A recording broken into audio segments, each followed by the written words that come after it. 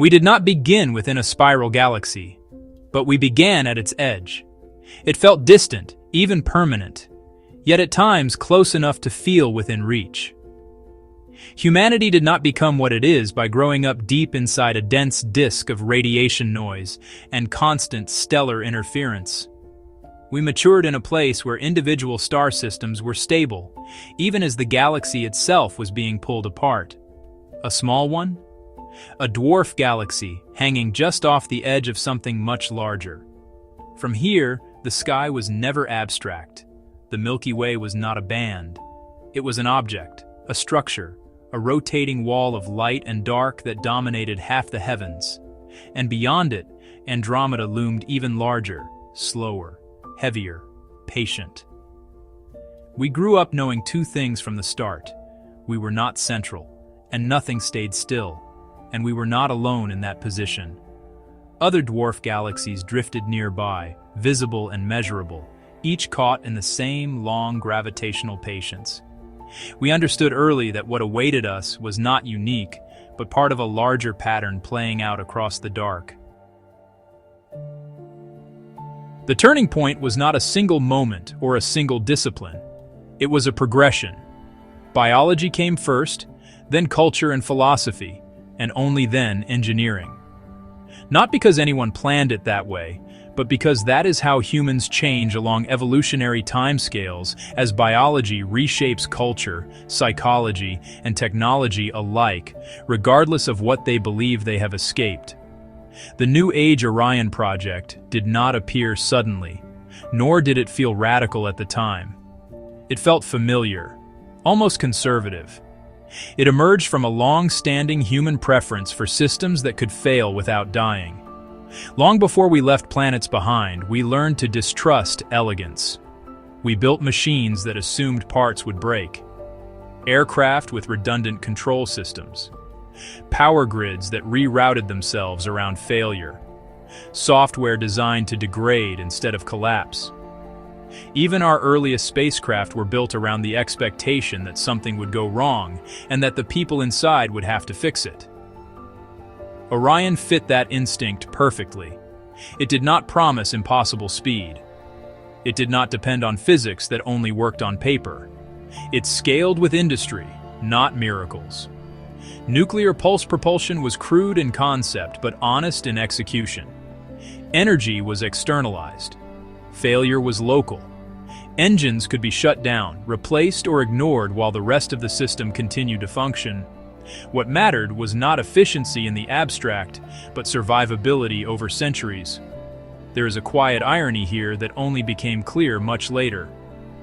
Long before our own expansion era, when humanity still existed as a single planetary civilization, bound to one star and frightened by its own technologies, engineers in a much earlier historical context had already sketched a propulsion concept built on the same principle. In the mid-20th century of what was then humanity's current timeline in the Milky Way, nuclear pulse propulsion had been proposed and then abandoned. Not because it failed, but because the civilization that conceived it was not yet capable of thinking on the timescales required to preserve its own biology and the living systems it had inherited and would one day carry with it among the stars. And that limitation was not merely technical.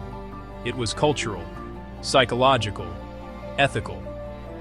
Even those most devoted to protecting life on Earth, the architects of conservation movements, the most committed environmentalists, and those guided by religious belief, shared a common assumption: that this planet was the end of the story, that life, meaning, and responsibility were bound to one world alone.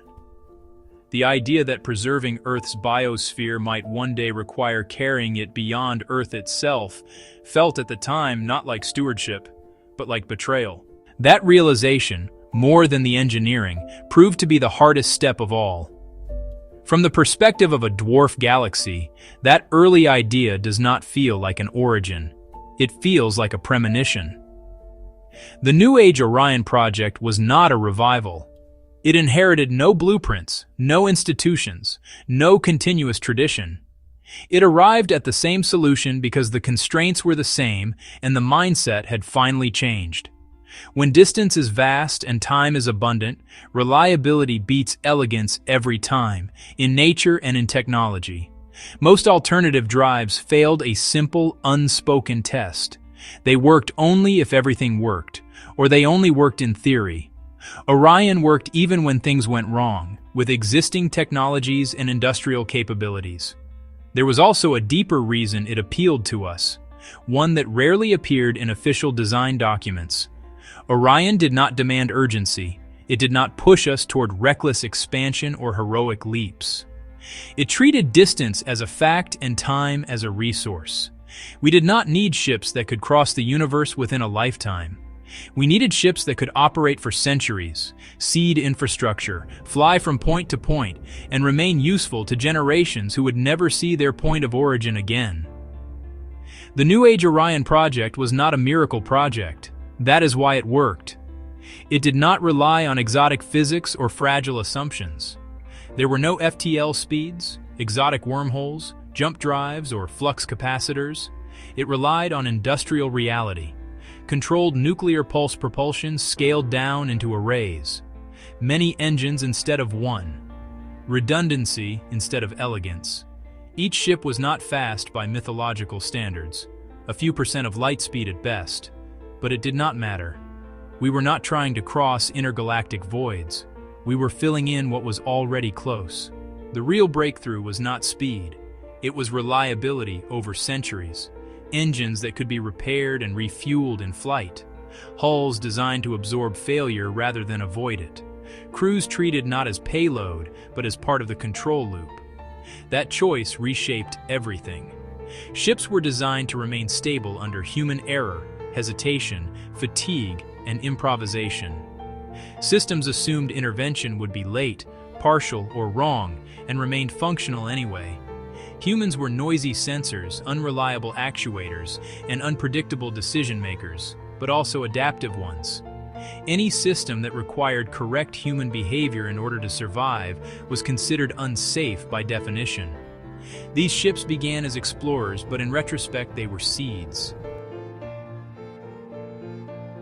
That mattered more than people expected. A dwarf galaxy is small enough to map completely. Small enough that total saturation is possible. Every viable star system could be surveyed, tagged, either colonized directly or automated for later use. Expansion stopped being a question of where to go and became a question of density and compatibility. Within a few 100,000 years, the Magellanic Clouds were no longer space. They were territory in the ecological sense. Routes existed, supply chains existed. Migration patterns stabilized, then shifted, fragmented, and reformed again. That was simply how things worked at that scale. Humanity spread outward, but remained coherent. For a time. While all of this unfolded, something larger was happening in the background. The Milky Way and Andromeda were approaching each other. Slowly. Obviously. Measurably. Intergalactic distance was never treated as a challenge to be overcome directly. We did not plan to jump galaxies. It was always too risky, too costly, and nearly impossible without FTL. Why fight distance when gravity was already removing it for free? Perhaps that is why we adapted so easily. We were never the center of anything. The Milky Way and Andromeda did not arrive as an event. They arrived as a gradient. For a long time, it was only distortion. Star paths bending. Orbits stretching. Regions once isolated becoming subtly reachable. The first systems that could not be cleanly described as Milky Way or Andromeda appeared quietly. They were not borders. They were overlaps. Tidal domains where stellar histories intertwined and old labels stopped being useful. By the time either galaxy could no longer be spoken of as distant, humanity was already present along their approaching edges. Not everywhere, but where access mattered. People arrived first. Infrastructure came later, concentrating along the edges of the Magellanic Clouds, toward the regions where tidal forces would stretch first, where stellar density would increase, where bridges would eventually form. No central authority ordered this. It emerged because it made sense. Colonies that did it thrived. Those that did not were bypassed. When the first tidal streams began to form, it did not feel like apocalypse. It felt like opportunity. Star density increased locally. New systems formed. Old distances shrank not physically, but practically. Travel chains shortened. Expansion fronts connected. Migration surged. People imagine speciation as loss. It was the opposite. Different environments selected for different solutions. Some colonies modified metabolism, some modified reproduction, some moved into artificial habitats and abandoned planets entirely. Others stayed biological but changed slowly, deliberately. Compatibility became local. Colonies that kept exchanging people kept exchanging genes. They remained able to interbreed even as they diverged culturally and physically. Colonies that stopped exchanging drifted, first culturally, then biologically, eventually reproductively. Humanity did not fracture into chaos. It branched like life always does. Homo galactus was never a species. It was a category, a shared ancestry, like mammals, like primates. Some branches could still have children together. Some could not. Most did not care.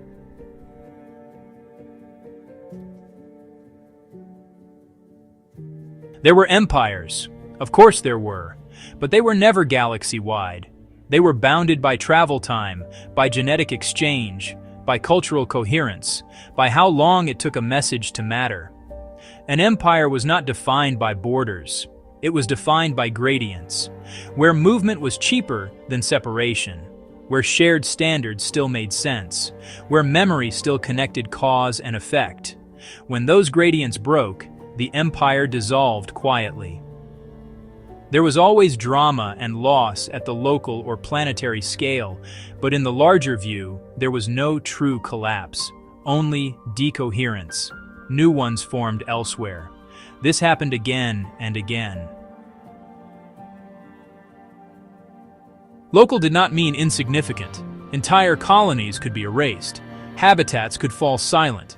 Populations could disappear without leaving echoes beyond their region. And yet, at the scale of a merged galaxy, such losses were like weather. Violent, tragic, brief.